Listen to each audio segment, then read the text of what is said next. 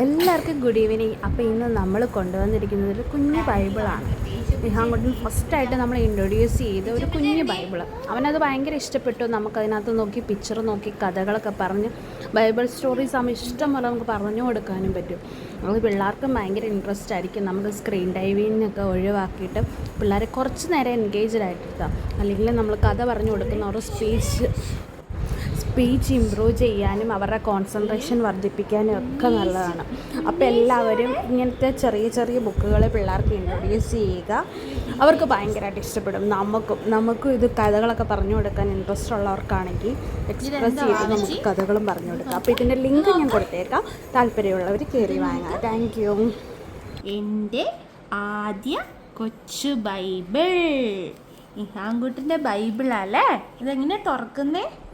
Clip തുറന്ന് hi യേശുപ്പിച്ചുണ്ട്.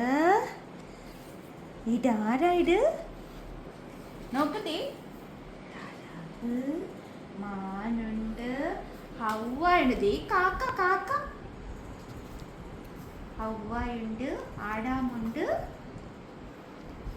പ്രാവ്. നിഹാങ്കുട്ടി എങ്ങനെ ബൈബിൾ വായിക്കണേ? ആ